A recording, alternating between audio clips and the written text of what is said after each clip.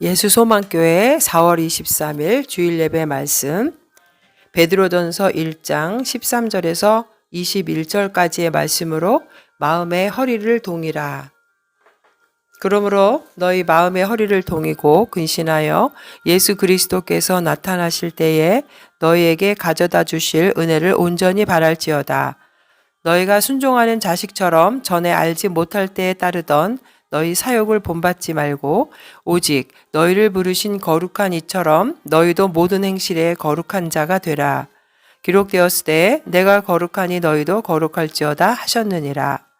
외모로 보시지 않고 각 사람의 행위대로 심판하시는 이를 너희가 아버지라 부른즉 너희가 나그네로 있을 때를 두려움으로 지내라.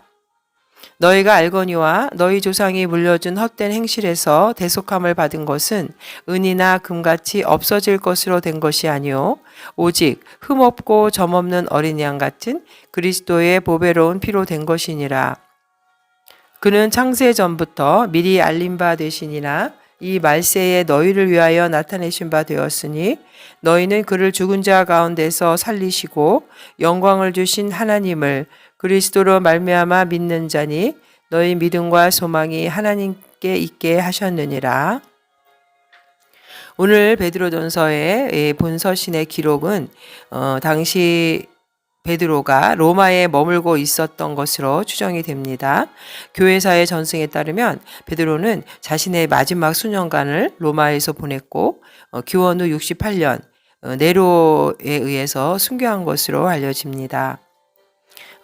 본서신에서 그리스도교에 대한 로마 정부의 대대적인 정치적인 박해가 언급된 것으로 보아서 베드로전서 4장에 보면 12절에서부터 19절까지 내용, 본서신은 기원 후 64년에 네로가 로마시의 대화재를 그리스도인의 소행으로 몰아서 대박해를 감행한 이후에 이 베드로전서가 기록된 것으로 보입니다. 이러한 교회사의 전승과 역사적인 이 배경을 종합해 보면 이 베드로전서는 베드로가 로마에서 그리스도교에 대한 대박해를 직접 목격하고서 그 박해의 광풍이 로마 제국 전역으로 확대될 것을 예감하고 그러한 상황에서 기록한 것이라고 할 수 있습니다. 당시 수신자들, 이 베드로전서를 받아보는 수신자들은 여러 가지 애매한 고난을 많이 겪고 있었습니다. 즉 드러내놓고 그리스도인이라는 것을 밝히기 어려웠던 당시 정황상 그들은 여러 가지 경제적, 사회적 불이익을 감수할 수밖에 없었고 한 예를 들어서 이방인들의 그 음란하고 방탕한 삶과는 달리 그리스도인들이 구별된 삶을 산다는 것 자체가 그들의 미움과 비방을 초래하는 일이 되어버렸습니다. 베드로전서 4장 4절에 보면 이러므로 너희가 그들과 함께 그런 극한 방탕에 다름질하지 아니하는 것을 그들이 이상히 여겨 비방하나. 이처럼 이들은 여러 가지 면에서 고난을 당할 수밖에 없었던 것입니다.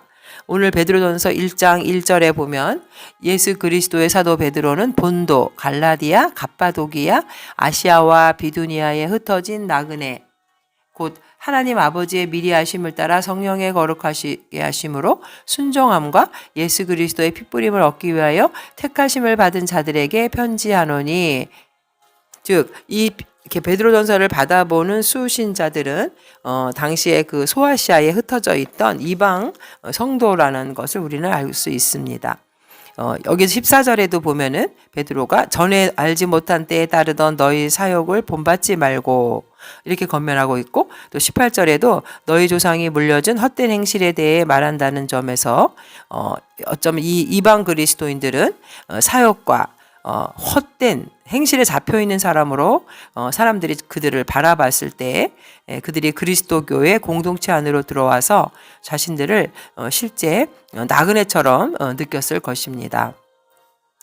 베드로는 이 이방 그리스도인들을 향해서 네로 왕의 이 박해가 시작되고 있었고 여러 가지 상황에서 고난을 받는 흩어진 이런 성도들을 고난을 하나님의 은혜 가운데 굳게 서서 고난을 극복하라고 보낸 이 격려의 서신이 바로 베드로 전서입니다.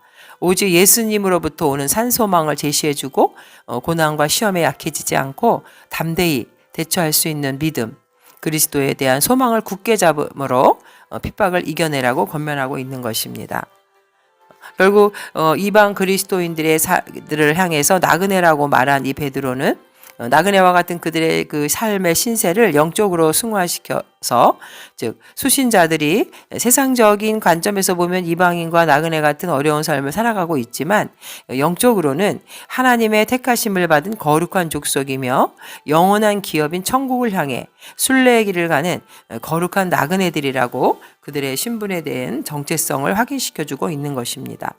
18절에서 21절까지는 바로 이 그리스도인의 정체성을 말하는데, 그들이 대속함을 입은 것은 그리스도의 보배로운 피로 인한 것이며, 또 죽은 자 가운데서 그리스도를 살리신 하나님을 믿게 된 자다. 즉 부활의 소망을 가진 자라는 것을 여기서 말하고 있습니다. 이러한 거룩한 나그네라는 신분의 정체성을 가진 성도들은 이 땅에서 살아가는 나그네의 삶, 나그네로 사는 성도들에게 요구되는 삶의 태도는 무엇일까요? 결국 이 그리스도인이 나그네인 이유는 이 고향을, 우리가 발을 딛고 사는 이 세상이 아니라 하늘에서 찾았기 때문입니다. 세상의 방식과 다른 그러한 방식으로 살아가는 그리스도인들이기에 세상은 그들을 또 외국인으로 보는 것이죠. 그래서 이러한 나그네의 삶은 우리가 어떠한 삶을 살아야 할까요? 첫 번째, 13절에 마음의 허리를 동이고 근신하여, 이 말씀이 나오는데, 마음의 허리를 동이고 근신하는 삶을 살라고 베드로는 권면합니다. 예수님의 재림이 임박했다는 느낌을 가지고 살아가던 그 시대 사람으로는 베드로는 그가 나타나면 누리게 될 은총의 기업에 대한 기대, 또 더 넓게 말해서는 구원을 얻게 된다는 소망을 가지고 그들은 있었던 것이기에 그 산소망을 가진 자의 삶은 바로 마음의 띠를 동이고 근신하는 삶을 살아야 한다는 것입니다.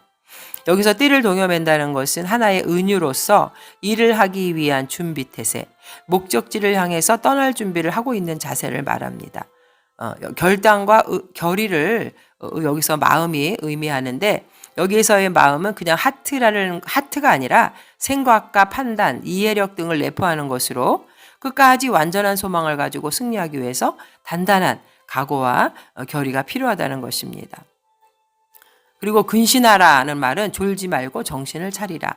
이 땅에 사단의 방해가 있고 죄악이 관영한 세상에서 성도들은 졸고 있거나 영적으로 나태한 삶을 살면 우리가 갖고 있는 이 소망을 잃어버리거나 소망이 희미해질 수 있기 때문입니다. 성도는 하나님의 택하심을 받아 구원의 놀라운 은혜와 하늘의 산소망을 가진 자라는 것을 상기시킴으로써 시련에 처한 성도들의 마음의 자세를 여기서 베드로는 말해주고 있는 것입니다.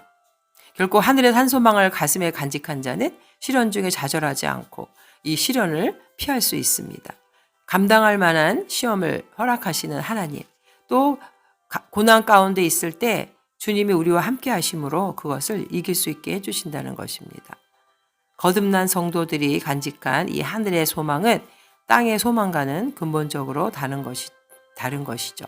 땅에 속한 소망은 결국 소멸되게 마련이지만 아무리 많은 부와 명예와 높은 지위를 얻는다 하더라도 그것은 결국 썩고 쇠하게 말 것입니다. 그래서 우리가 이 땅에 속한 소망은 죽은 소망이라고 할 수 있죠. 그러나 성도가 간직한 하늘의 소망은 결코 썩지도 쇠하지도 않은 영원한 삶을 말하는 것입니다. 그리고 그 영원한 영생의 소망은 예수님을 영접하는 순간 우리가 그것을 얻었기 때문에 현재에도 그 소망을 간직하고 살아가고 있기에 그 산 소망은 우리에게 용기와 생명을 공급해주고 있습니다. 13절에 보면 마음의 허리를 동이라 근신하라. 그것은 동이다라는 말이 신약에는 나오지 않고 구약에만 나오는 단어인데 결국 출애굽기 12장 12절에 보면은 출애굽을 한 이스라엘인들이 허리를 동이고 유월절 어린 양의 고기를 먹은 사실에서 이 허리를 동이고라는 단어에서 이 단어가 쓰였던 것입니다.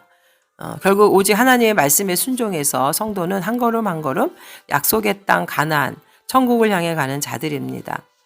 이스라엘 백성들이 약속의 가나안 땅을 가기 위해 광야에서 많은 어려움이 있었고 먹을 것과 마실 물이 없는 고통과 맹수의 위협에도 처했지만 오직 구름 기둥과 불 기둥으로 인도하시는 하나님만을 바라봤을 때 그들은 젖과 꿀이 흐르는 약속의 땅 가나안을 차지할 수 있었던 것입니다.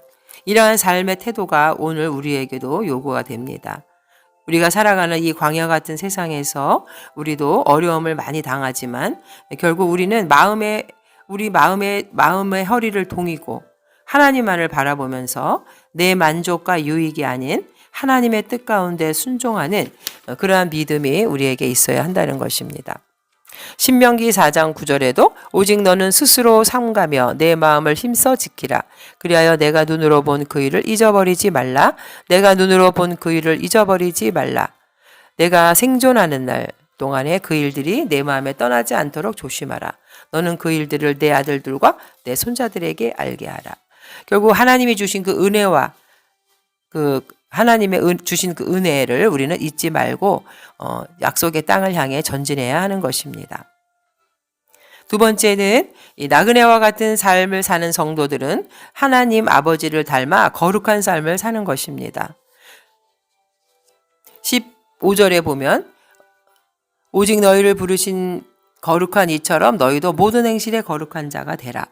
성도의 삶은 하나님의 그 거룩하심을 따라 하나님이 거룩하시기 때문에 16절에도 기록되었으되 내가 거룩하니 너희도 거룩하라.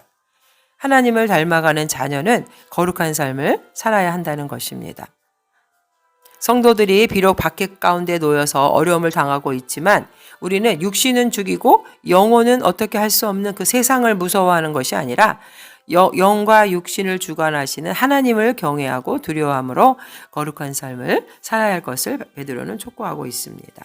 여기서 거룩이라는 단어는 분리하다, 다르다, 헬라어 아기오스, 신에게 바쳐진 봉헌된이라는 뜻이 있습니다. 그러므로 거룩이라는 단어는 세상의 방식과 분리되고 다른 나를 구별해서 하나님께 드리는 삶입니다. 그래서 로마서 12장 2절에도 그러므로 형제들아 내가 하나님의 모든 자비하심으로 너희를 권하노니 너희 몸을 하나님이 기뻐하시는 거룩한 산 제물로 드리라. 이는 너희가 드릴 영적 예배니라. 예수님이 나를 위해 대속해 주셨기 때문에 우리는 주님 앞에 이미 죽은 자입니다. 죄에 대해서. 그래서 우리는 다시 거룩함으로 주님의 성품을 닮아감으로 거듭난 자는 거룩한 삶을 살아야 하는 것입니다. 하나님의 말씀대로 순종하고 거룩하고 성결한 삶을 살아가기 위해 성도들은 때로 손해를 보기도 하고 미움을 받기도 하고 고난에 직면하기도 합니다. 그러나 구원받은 성도는 그리스도의 재림의 때에 임할 그 구원의 소망, 산소망을 소망하면서 순종하는 자녀들이기 때문에 이전에 예수님을 믿기 전에 무지하였을 때처럼 육신의 사욕을 쫓아서는 안 된다는 것입니다. 그리고 우리가 거룩해야 될 것은 17절에 보면 하나님이 어떠한 분인지를 설명합니다. 외모로 보시지 않고 각 사람의 행위대로 심판하시는 이를 너희가 아버지라 부른즉 너희가 나그네로 있을 때를 두려움으로 지내라. 하나님이 거룩하시기 때문에 우리도 거룩한 삶을 살아야 하고 또 하나님이 심판하시는 분, 우리의 삶의 그 결산을 주님이 하시기 때문에 외모로 보지 않는다는 것은 하나님은 외적인 것에 대해서 좌우되시는 분이 아니라 공평한 하나님이라는 것입니다. 하나님은 우리 사람들을 판단함에 있어서 그 사람의 신분이나 조건 등에 구애받지 않으시고 오직 판단을 위해 세워져 있는 엄정한 법적 기준, 진리에만 입각해서 공평하게 모든 것을 판단하시는 하나님이십니다. 그분 자신이 진리이고 모든 선악의 절대 기준이신 하나님은 어떠한 선입견으로도 판단을 흐리는 분이 아니고 판단받는 자의 외적 조건으로 인해서 오류를 범하는 분이 아니라는 겁니다. 그는 오직 각자의 내적인 인격과 성품에서 표현되어 나오는 행위를 따라서 정확하게 판단하시는 분이기 때문에 우리는 두려움으로 하나님을 경외함으로 거룩한 삶을 살아야 한다는 것입니다. 우리의 삶이 나그네로 있을 때라는 단어는 외국 땅, 외국에서의 생활 이런 단어의 명사입니다. 파로이키아. 그래서 결국 우리가 내가 외국인으로 사는 동안 하나님을 경외하라. 우리로 하여금 어쩔 수 없이 이 땅에서 외국인으로 지내야 하는 이 세상에서 있다면 다시 거꾸로 우리는 돌아가야 할 본향이 반드시 있다는 것입니다. 그리고 그 본향에서 성도들을 기다리시는 하나님은 각 사람의 행위대로 판단하시는 분입니다. 그래서 베드로는 이 세상에서의 삶을 두려움을 가지고 통과하라고 우리에게 권면하고 있습니다. 이 세상에서의 각 사람의 행위를 심판하시는 하나님을 우리가 아버지로 모시고 있기 때문에 나그네로서의 삶을 신중한 태도로 살라는 것입니다. 결국 베드로는 인간의 실존을 집을 떠나 사는 나그네 신세로 묘사합니다. 죄로 말미암아 에덴 동산에서 추방당한 우리 인간은 이제 하나님의 그 은혜로 예수 그리스도의 십자가 보혈의 공로로 거듭나서 이제 다시 우리는 천국으로 제2의 에덴으로 돌아갈 신분이 되었습니다. 그러나 아직은 이 땅에서 육적으로는 나그네 생활을 계속하고 있는 것이죠. 그러나 그리스도의 재림의 날이 오면 아버지의 집에 영접되어 아버지 하나님과 같이 영원한 삶을 천국에서 살 수 있을 것을 기대하고 그 소망을 가지고 살아가고 있습니다. 그렇다면 우리는 마땅히 죄악에 대해서 악은 모양이라도 버리는 그러한 삶을 살아야 하는 것입니다. 하나님은 우리 아버지로서 긍휼을 베푸는 사랑의 아버지이신 건 사실이지만 또한 공평하시고 각자의 행위 따라 심판하시는 공의의 하나님이기도 합니다. 따라서 누구라도 악을 행하면 하나님은 진노하고 미워하시고 심판하실 것입니다. 그러므로 우리는 언제나 죄를 미워하고 노하는 하나님의 성품을 통해서 혹시라도 우리의 행동이 악하고 죄스러워 하나님의 진노를 사지는 않을까라는 두려움을 가지고 우리는 살아가야 합니다. 죄와 불의에 대한 하나님의 진노를 두려워하는 마음이 없다면 우리는 곧 타락하고 방종하며 사단의 종이 될 것이기 때문입니다. 우리는 오늘 말씀을 통해서 결국 나그네의 삶이란 무엇인가, 마음의 허리를 동이고 천국을 향해서 출발하는 그러한 이스라엘 백성들, 가나안 땅을 향해서 출발해야 됐기 때문에 마음의 허리를 동이고 살았던 것처럼 우리도 그 천국의 가나안을 향해서 가고 있는 자들, 순례자, 나그네이기 때문에 마음의 허리를 동이고 근신하고 정신을 차려야 하며 그 다음에 거룩한 삶, 하나님의 심판대에서 우리의 삶이 다 평가되고 결산될 날이 오기 때문에 우리는 거룩한 삶을 살아가야 한다는 것입니다. 그리고 결국은 외모로 보지 아니하시고 사람의 행위대로 심판하시는 그 하나님을 우리가 아버지라고 부르고 있기 때문에 이 땅에서의 나그네의 삶을 두려움으로 경건하게 보내야 한다고 베드로는 말하고 있습니다. 결국 우리는 고린도후서 5장 1절에도 만일 땅에 있는 우리의 장막집이 무너지면 하나님께서 지으신 집, 곧 손으로 지은 것이 아니요 하늘에 있는 영원한 집이 우리에게 있는 줄 아느니라. 또 빌립보서 3장 20절 그러나 우리의 시민권은 하늘에 있는지라 거기로부터 구원하는 자 곧 주 예수 그리스도를 기다리노니. 우리의 나그네와 같은 이 삶을 통해서 우리는 더욱더 하나님만을 바라보고 우리의 본향인 천국을 소망하며 우리는 거룩한 삶을 살아야 할 것입니다. 우리가 그 빌립보서 3장 14절에 바울은 그리스도 예수 안에서 하나님이 위에서 부르신 부름의 상을 위하여 달려간다라고 말합니다. 우리도 이 표대를 향한 이 신앙의 경주를 게을리하지 않고 이 땅에서의 나그네 삶을 잘 결산하는 복된 성도님들 되시길 주님의 이름으로 축원드립니다. 아멘.